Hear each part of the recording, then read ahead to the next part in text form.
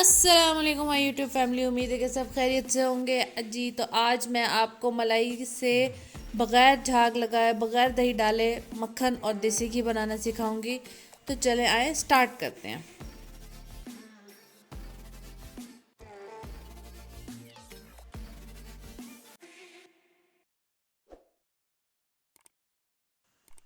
बिस्मिल्लाहिर्रहमानिर्रहीम जी। तो ये मेरे पास दूध की मलाई है, जो दूध के ऊपर मलाई आ जाती है वही निकाली है। इसके अंदर कोई दही नहीं लगाई, कोई झाग नहीं लगाया। 2 बाउल हो गए हैं, इसका मक्खन बनाते हैं। इसको हम सबसे पहले जी जग में डाल देंगे, ब्लेंडर में या जग में डाल देंगे।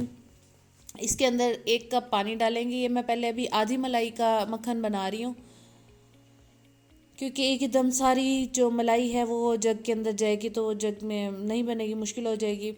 अच्छा, आधी आधी करके ना आपने फिर बनानी है। फिर इसको हम लोग ब्लेंड कर लेंगे।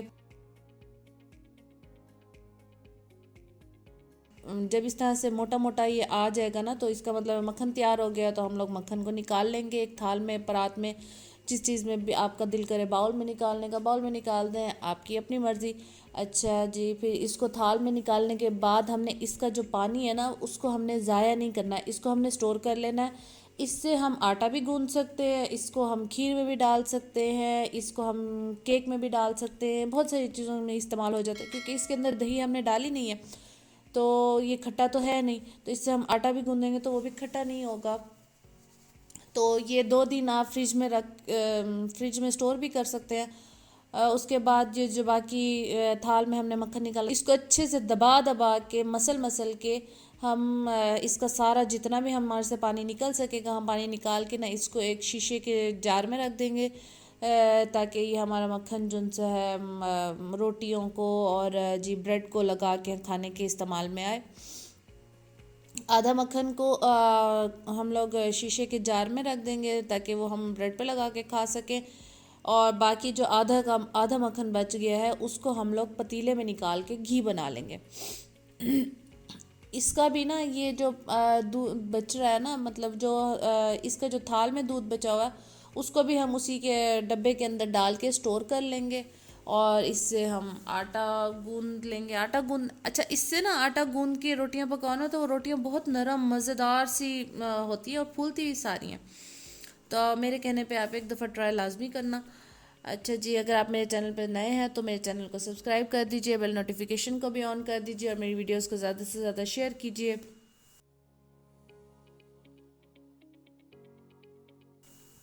उसके बाद ये जो हमने जार में मक्खन डाला था, इसकी हम ज़रा सफाई शफाई कर लेंगे, यानी कि इसको प्लेन कर लेंगे। प्लेन करने के बाद हम इसको कि ताकि प्रेजेंटेबल भी लगे ना, कि घर का मक्खन लगे ही ना, बाहर का मक्खन लगे। देखें अभी कितना नीट और ख़ूबसूरत सा हो गया। इसको हम लोग अगर ब्रेकफास्ट टेबल पे रखते हैं, सबके सामने रखते हैं, तो बहुत क्लीन सी स्लीक सी लुक आएगी। अच्छा, फिर हम इसको ये देखें, ये ब्रेड पे लगा के खाएंगे, इतने मज़े की देखें ये लग रही है ना, इतनी स्मूथली लग रही है ब्रेड के ऊपर मक्खन। और इसका टेस्ट भी बहुत मज़े का, जाहिर सी बात है, दूध अच्छा है तो टेस्ट भी अच्छा होगा। अच्छा, इसको हम फ्रिज में रख देंगे। इसको ना 2-3 दिन तक हम फ्रिज में रख सकते हैं। उसके बाद ना मक्खन में स्मेल होना स्टार्ट हो जाती है।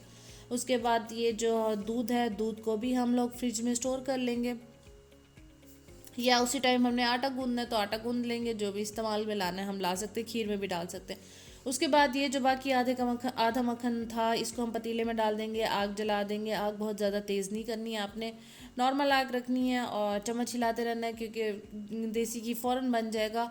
अगर इसकी झाग बन के उड़ गई, मतलब अगर इसकी झाग बन के बाहर गिर गई, तो फिर जाहिर सी बात है हमारा घी ज़ाया हो जाएगा। इसलिए हमें थोड़ी सी देर इसके साथ ठहरना पड़ेगा और मुसलसल चम्मच हिलाते रहेंगे।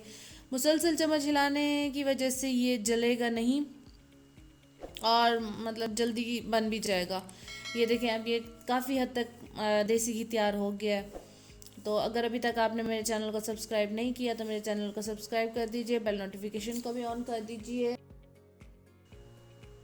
और मेरी वीडियोस को ज़्यादा से ज़्यादा शेयर कीजिए। अच्छा जी, ये देखें, अब ये घी हमारा तैयार हो गया है। घी को बहुत ज़्यादा नहीं पकाना, वरना ये काला हो जाएगा।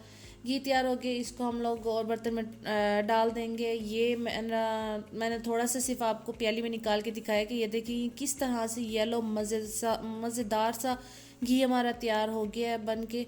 ये सिर्फ इतना सा नहीं बना था, ये ज़्यादा बना था, तकरीबन आधा किलो तक हमारा घी बना था जी। तो मिलते हैं फिर नेक्स्ट वीडियो में, तब तक के लिए अल्लाह हाफिज़, अपना ख्याल रखें, दुआ में याद रखें।